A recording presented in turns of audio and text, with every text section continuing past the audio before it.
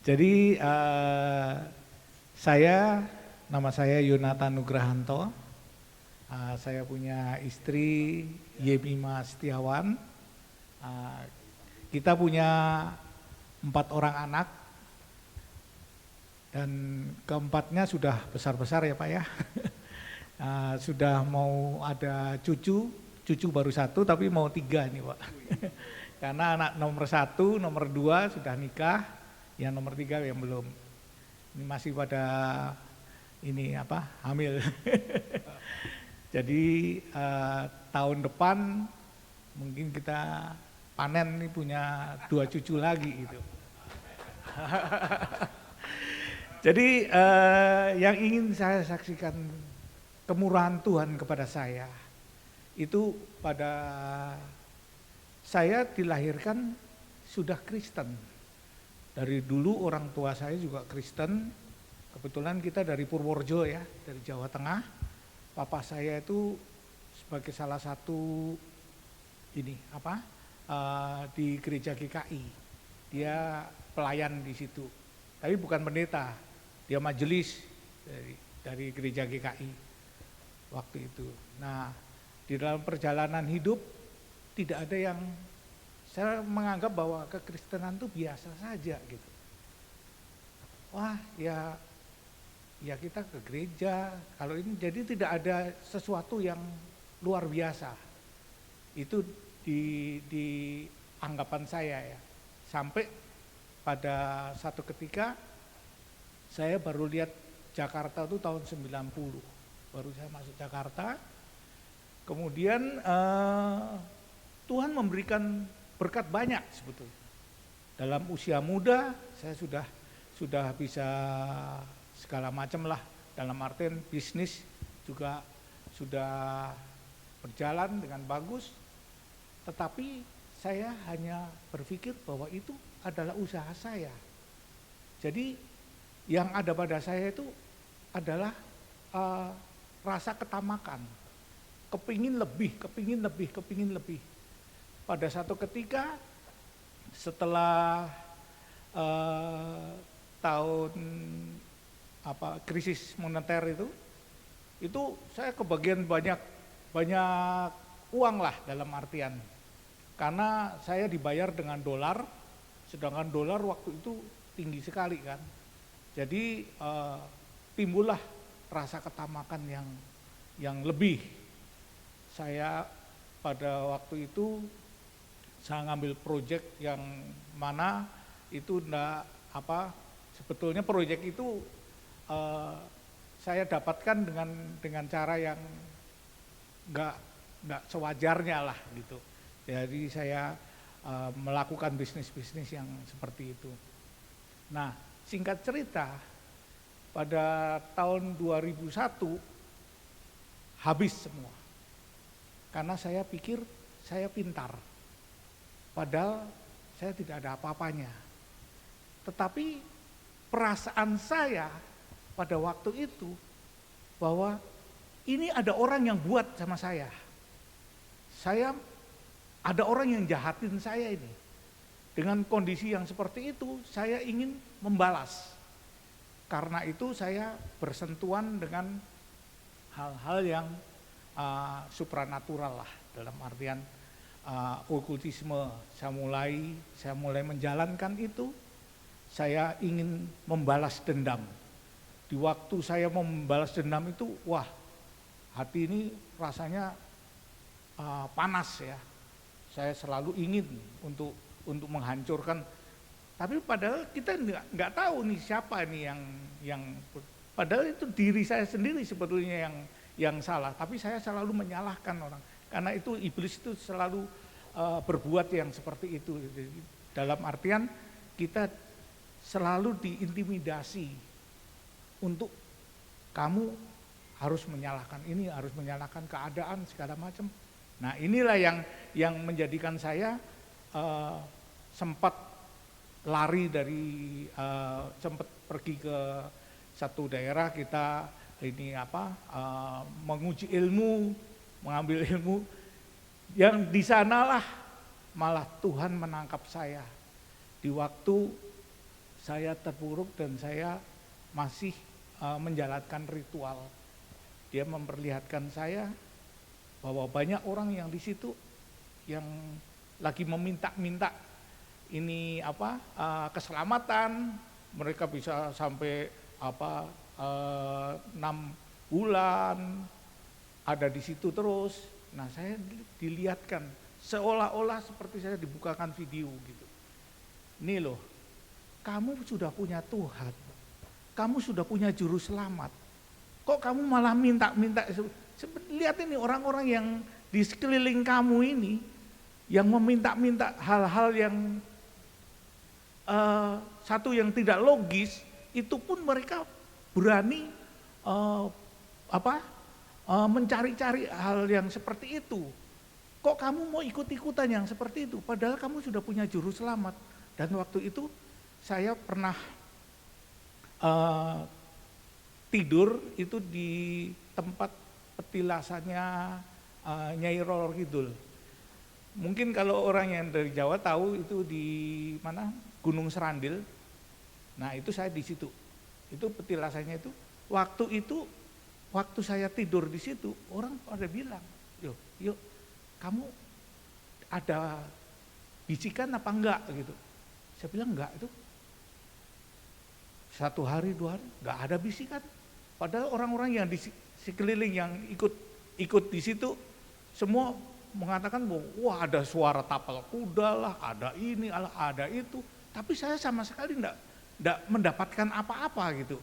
Nah, di sini saya bilang, wah, ini kok hal yang aneh dalam hidup ini perjalanan ritual saya gitu.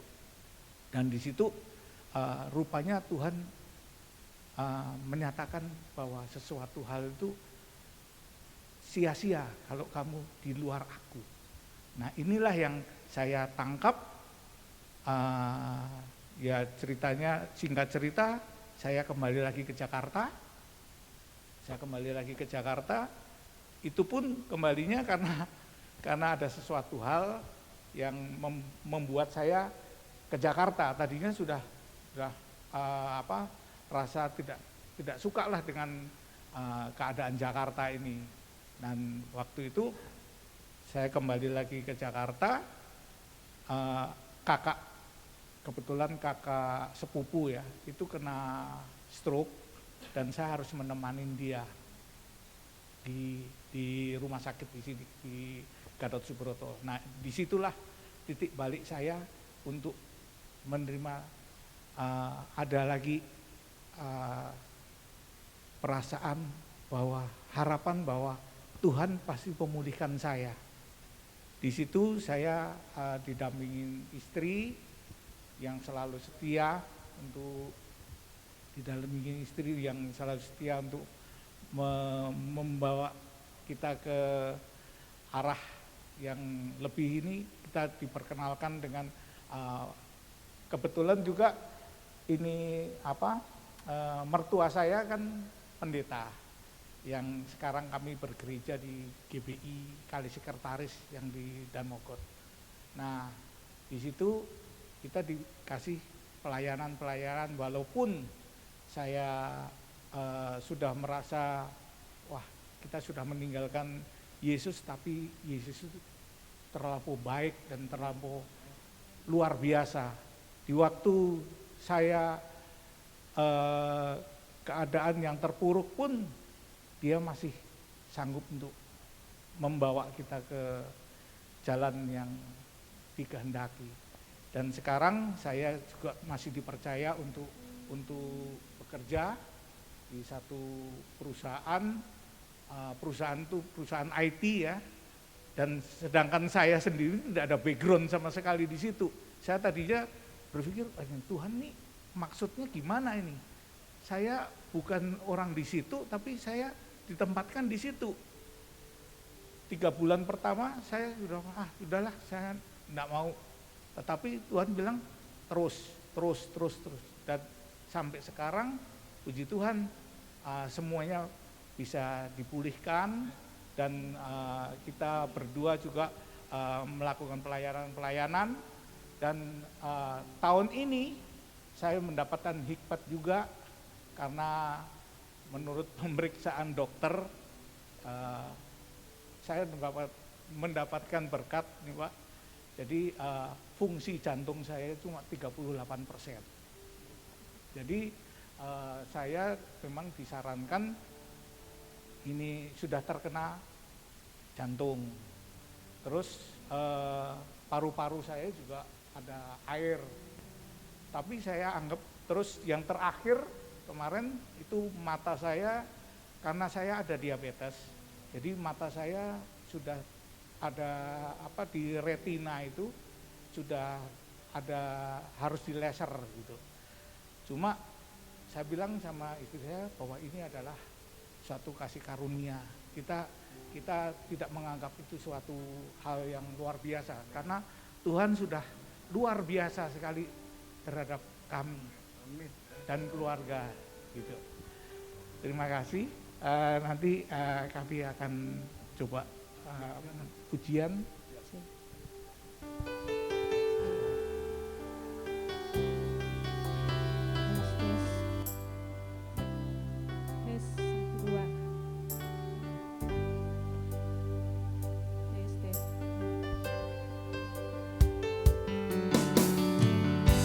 Tak selalu Tuhan menjawab doa, namun Dia beri yang terbaik di waktu yang tepat.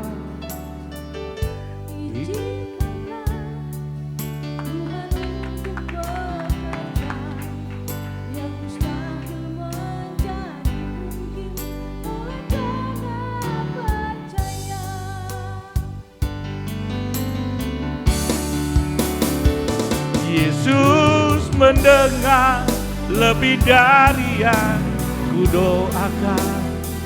Yesus menjawab lebih dari yang ku harapkan. Dengan caranya di waktu yang tepat, ku kan melihat Dia jadikan semua. Itulah kasih Tuhan.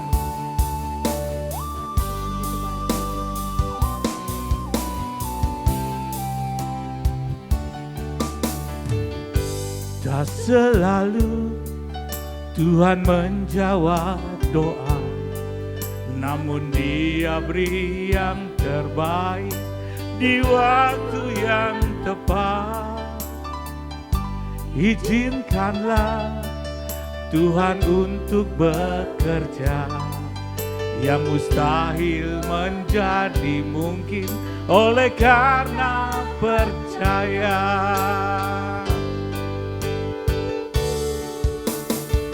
Yesus mendengar lebih dari yang ku doakan.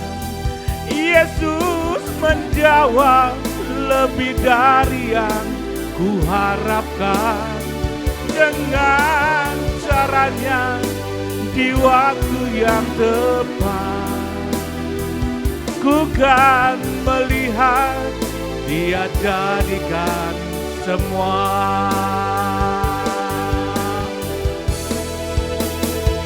Yesus mendengar lebih dari yang ku doakan.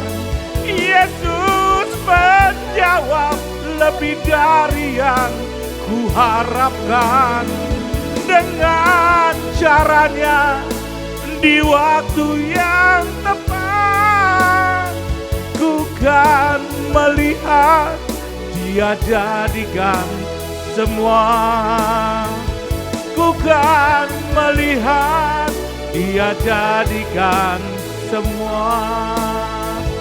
Ku kan melihat Dia jadikan semua. Haleluya. Tuhan Yesus memberkati.